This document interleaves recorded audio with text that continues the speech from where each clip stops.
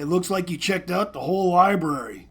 When trying to find a needle in a haystack, it is easier to bring the haystack to yourself. Never took you to be much of a reader, Roz. Sharpening the mind is equally important to sharpening the body, Mr. Hex. I take it that Dr. Arkham was escorted safely to his hospital? Yeah, no one tried coming to the house either. Is this really easier than just knocking heads together until someone talks? And whose head would you begin with? Someone at the prison had to let the guy in to murder the drunk. We could start there.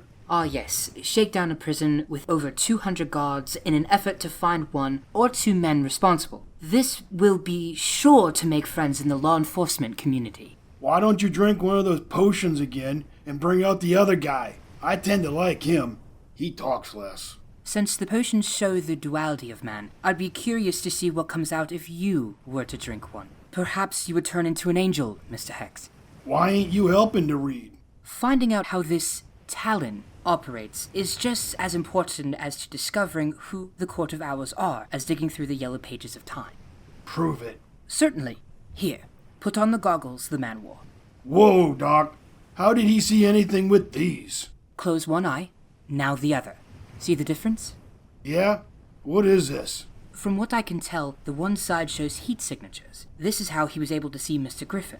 The other side, as best as I can determine, allows him to see fairly well in the dark. How did he get his hands on the magic glasses? Simply because you do not understand it does not make a thing magical, Mr. Hex. What it tells us is multifold. 1. The Talon, with training, may be able to see through both lenses at the same time, or can quickly alternate between the two. 2. He primarily hunted at night or in dark places. 3.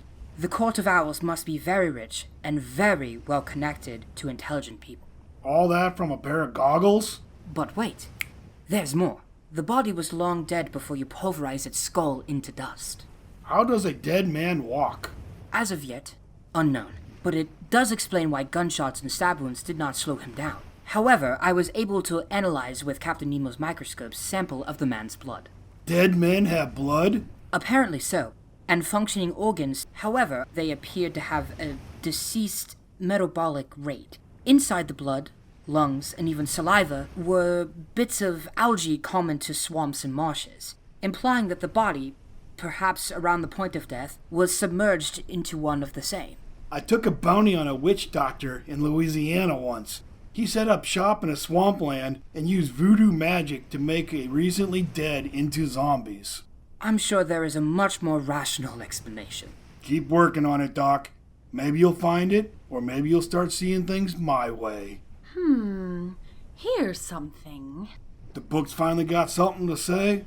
John Logerquist, the founder of the village of Gotham in 1635, had an owl in his family coat of arms. What a breakthrough.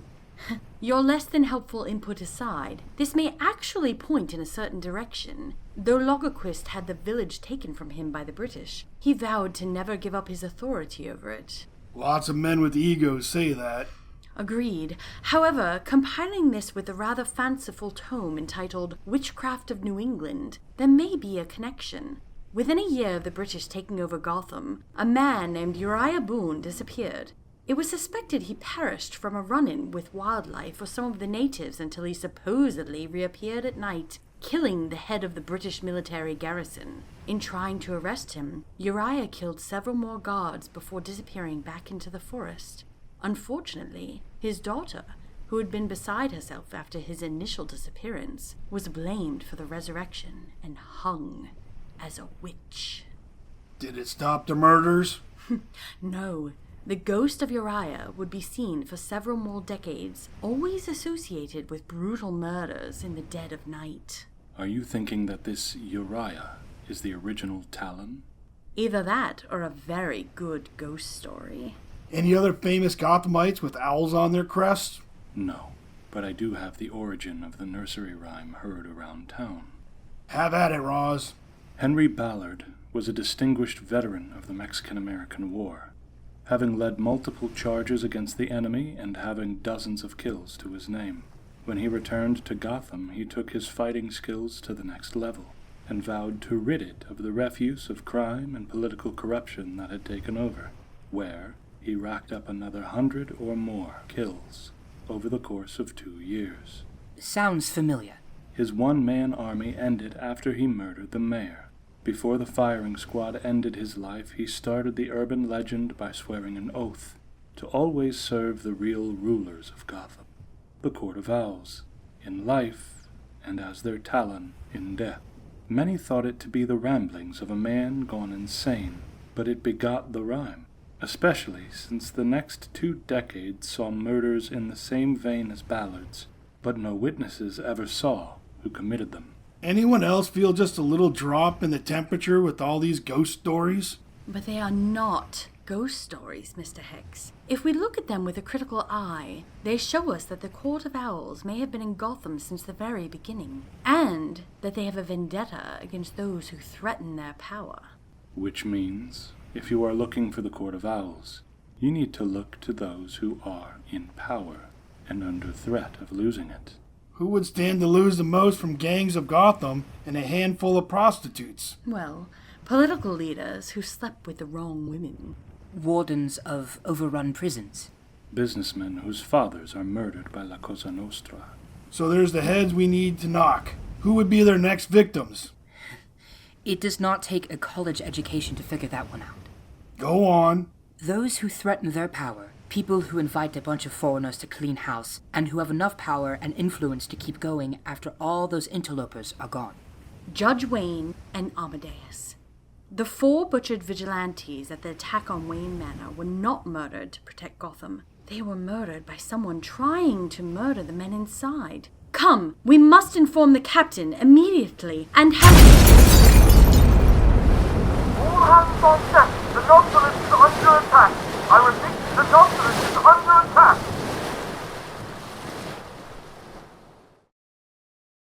Doctor, Madame Garland has requested you.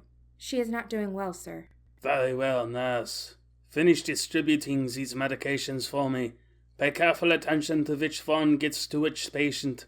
This is a convalescence hospital, not an opium den.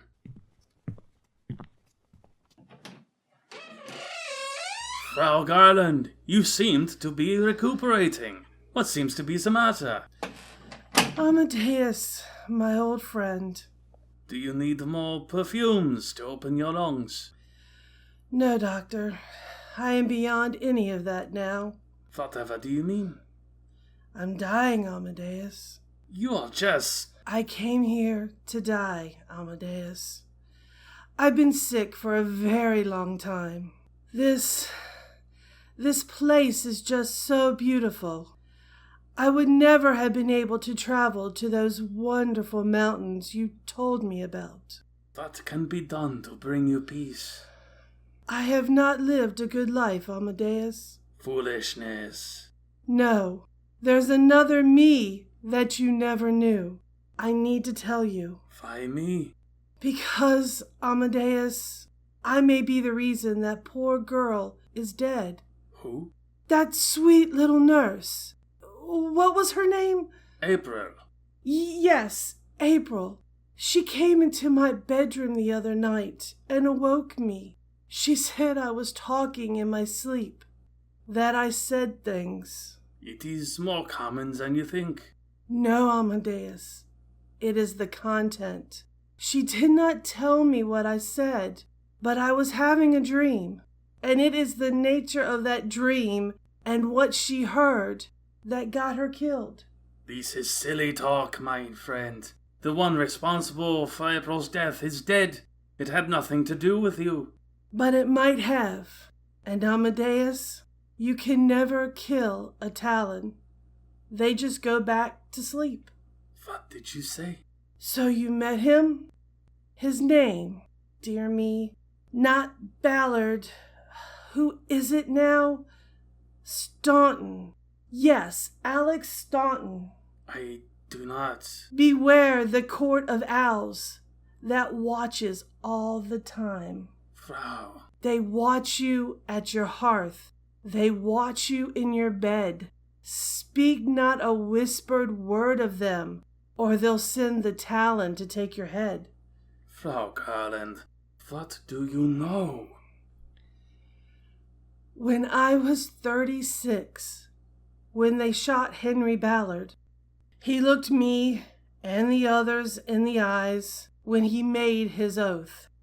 A year later, I had him kill my husband, so the textile fortune went to me.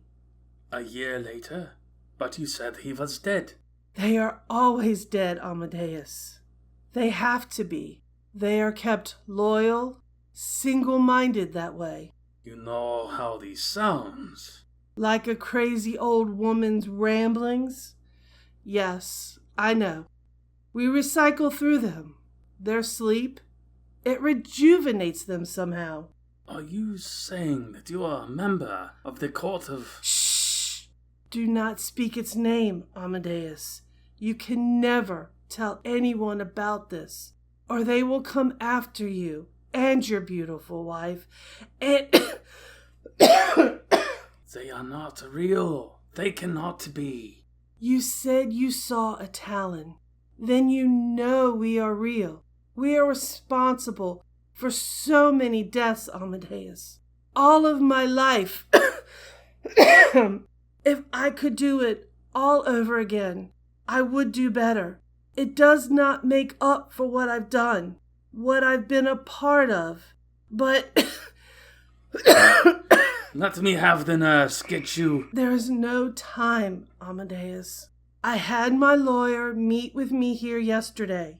All of my estate, all of my holdings, all of my money, I am leaving it to you. Frau Garland, I cannot accept.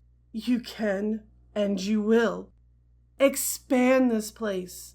Make it bigger, grander, so that it blesses thousands of others just as it has blessed me. Buy the whole island this hospital sits on if you must.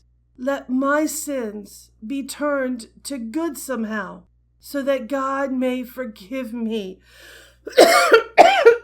Nurse! Water! Immediately! Amadeus, no, it's over. Promise me. Promise me that you'll... I do. This hospital will grow thanks to you. Thanks to my mother. Your memory will be rekindled every time a patient leaves here well. Amadeus,